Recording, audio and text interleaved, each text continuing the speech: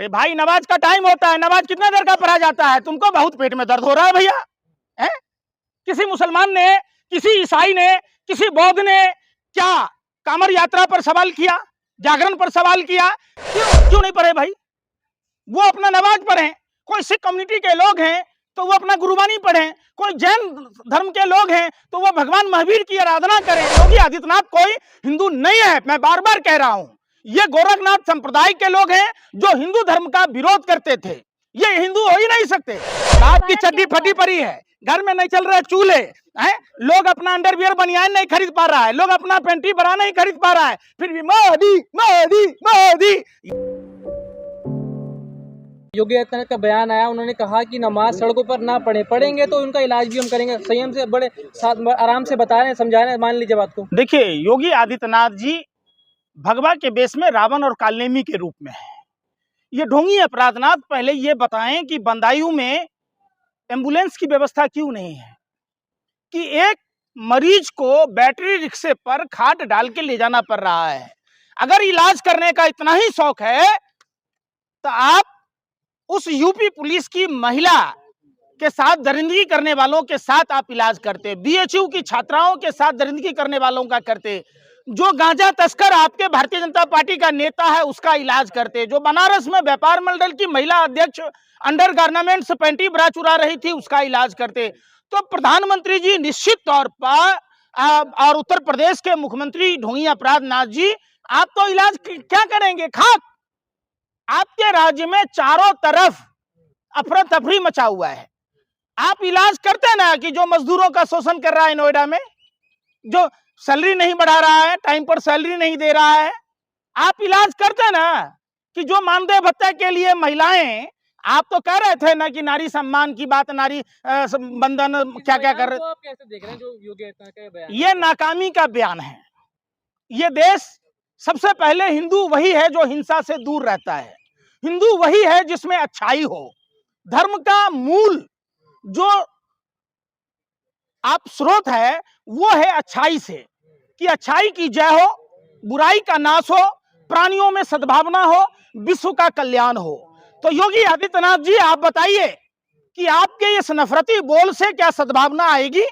क्या विश्व का कल्याण होगा? सड़क जिहाद बचेगा। अरे भाई सुन लो ना यार, नैतिकता अगर होती, अगर योगी आदित्यनाथ में, देखिए सनातन के महाकाव्यों का सार है नैतिकता। अगर योगी आदित्यनाथ में नैतिकता नाम की चीज होती, धर्म कोई भी हो, धर्म जीवन जीने की एक कला है, धर्म जीवन जीने की सलीखे सिखाता है, धर्म नफरत नहीं सिखाता है। हिंदू धर्म की आड़ में जिस तरीके से रावण कालनेमी ने धर्म को तार तार किया, उत्तर प्रदेश के ढोंगी अपराधनाथ धर्म की आड़ में, भगवा की आड़ में धर्म को शर्मसार कर रहे हैं। एक सच्चा हिंदू कभी भी किसी भी धर्म के लोगों के खिलाफ इस तरीके का अभद्र और नाकामी भरा टिप्पणी नहीं करेगा। आप सच्चे हिंदू हैं, आप चाहते हैं मुसलमान नमाज पढ़े रोड? क्यों नहीं पढ़े भाई? वो अपना नमाज पढ़ें। कोई सिख कम्युनिटी के लोग हैं तो वो अपना गुरुबानी पढ़ें, कोई जैन धर्म के लोग हैं तो वो भगवान महावीर की आराधना करें, कोई ईसाई है, सब तो इंसान है। देखिए, हिंदू धर्म को योगी आदित्यनाथ जैसे लोग नहीं समझते, और योगी आदित्यनाथ कोई हिंदू नहीं है, मैं बार बार कह रहा हूं। ये गोरखनाथ संप्रदाय के लोग हैं जो हिंदू धर्म का विरोध करते थे। ये हिंदू हो ही नहीं सकते। ये हिंदू होते अगर तो हिंदू का विरोध नहीं करते ना। ये तो हिंदू विरोधी मानसिकता के लोग हैं। ये हिंदू धर्म को भगवा धारण करते हैं। तो क्या हो गया? भगवा तो कालनेमी ने भी धारण किया था। ए पापा की पोरी, कालनेमी ने, रावण ने भी अगर भगवा नहीं पहना होता तो मां सीता का अपहरण कर पाता क्या?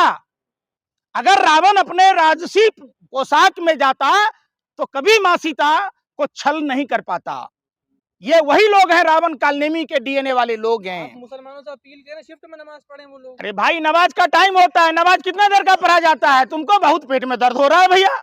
है किसी मुसलमान ने, किसी ईसाई ने, किसी बौद्ध ने क्या कामर यात्रा पर सवाल किया, जागरण पर सवाल किया?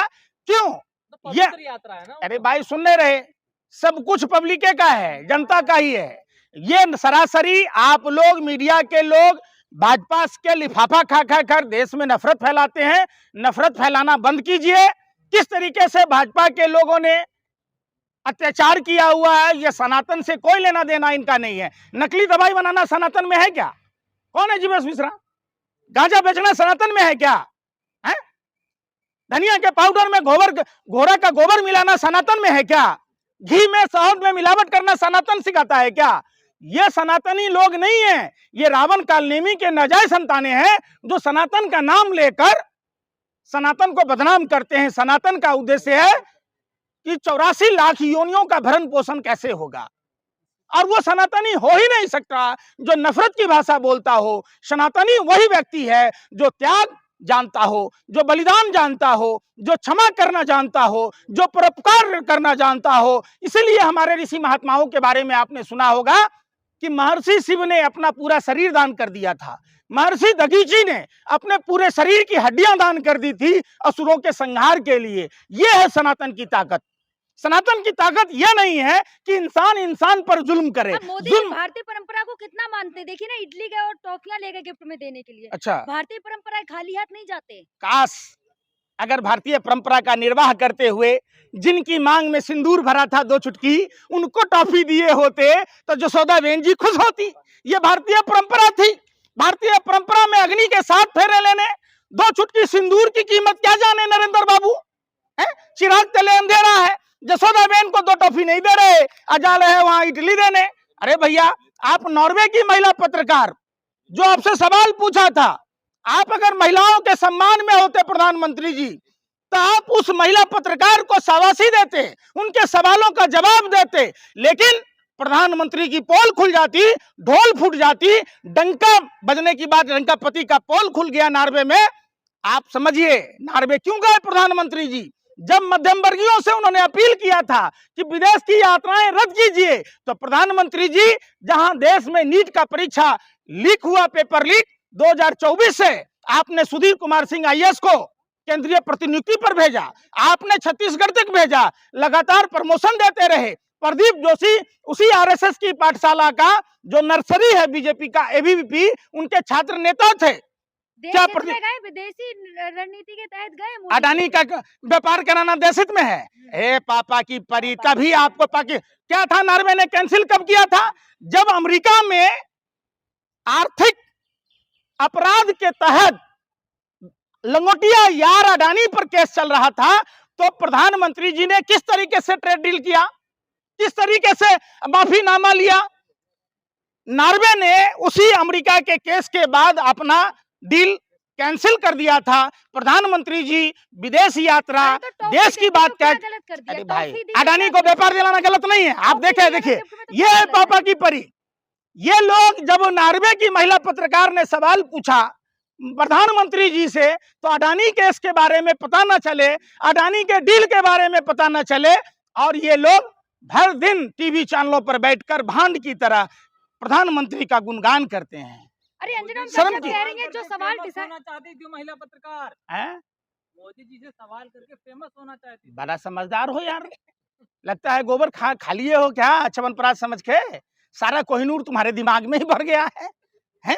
अब अंडवक्त तो गधा पर से उतर के तुम्हारा दिमागे खोल के तुम्हारा गोबर में से कोहिनूर निकालेगा दिमाग में। जो गोबर इसलिए कहते हैं, तुम अनभक्त पत्रकारों के लिए ऑलराउंडर पदार्थ है, खेत में पड़ता है तो खाद का काम करता है, और तुम्हारे दिमाग में पड़ गया है। देखो कितना विलक्षण प्रतिभा के हो, कमाल की बात कहते हो। अंजना ओम कश्यप कह रही है कि जो सवाल वहाँ पूछे जाने चाहिए थे वो नहीं पूछा, बाहर का सवाल पूछा, तो मोदी जी सवाल देंगे?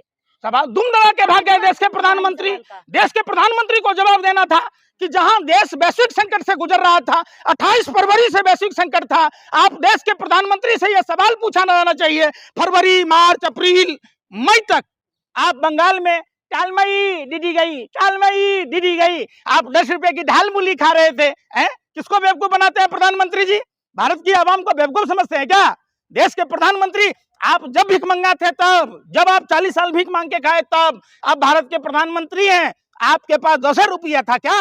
आपने विश्व के मानचित्र पर, अरे अमृतकाल में 10 रुपए की चीज, कौन सा अमृतकाल?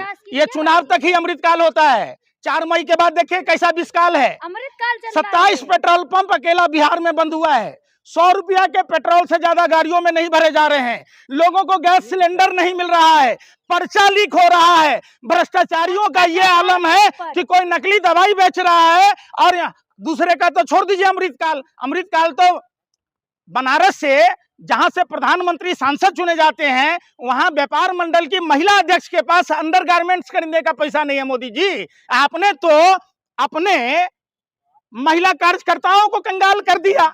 सब चंगासी चल संगासी है। आर्थिक संकट बाप की भारत चड्डी के फटी ऊपर। पड़ी है, घर में नहीं चल रहे चूल्हे हैं, लोग अपना अंडरवियर बनियान नहीं खरीद पा रहा है, लोग अपना पैंटी बरा नहीं खरीद पा रहा है, फिर भी मोदी मोदी मोदी, यही मोदी भिविया तो खा रहे हैं देश को। आर्थिक संकट चल रहा है, मोदी जी का साथ देना चाहिए। कोई आर्थिक संकट है तो आपके दिमाग में गोबर था?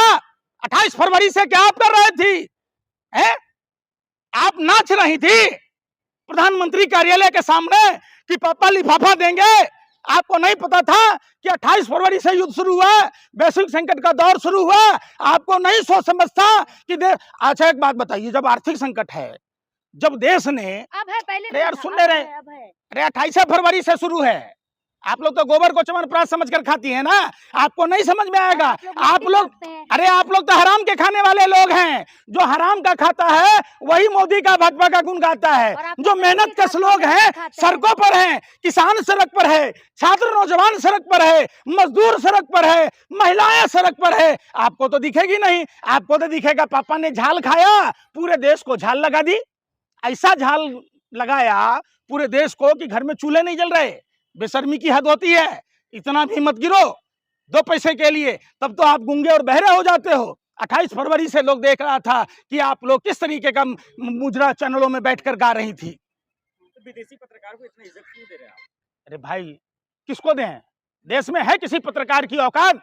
माँ ने दूध पिलाया कि प्रधानमंत्री नॉर्वे अडानी के डील को चालू कराने गए थे जब वैश्विक संकट से देश गुजर रहा है। तमाम तरह की क्राइसिस है, गोल्ड क्राइसिस है, पेट्रोलियम पदार्थ की क्राइसिस है, डीजल की क्राइसिस है, पेट्रोल की क्राइसिस है, गैस की क्राइसिस है। तो प्रधानमंत्री को जरूरी था अपने लंगोटिया यार के लिए व्यापार का डील कराने? नहीं कराते आप। लेने गए थे मोदी जी, अरे भारत सुन लो आ रहे, यार, भारत की सुन लो। संपत्ति भारत आ रही। अरे दिक्कत सुन क्या लो, भारत की संपत्ति, जो संपत्ति बचा है, है? हाँ। आप समझिए कि लोग ये कहते थे मौनी बाबा के बारे में, मौनी बाबा, वो अब पता चला जब देश लुट गया कि देश में सरदार जो था सरदार था। और सरदार कौन था? आज मनमोहन सिंह जी की बातें याद आती है कि काश अगर देश की जनता भूतपूर्व प्रधानमंत्री मनमोहन सिंह जैसे अर्थशास्त्री प्रधानमंत्री की बात को माना होता तो ये व्यर्थ शास्त्री देश को कंगाल न किया होता, आज ये तमाम तरह की क्राइसिस न होती।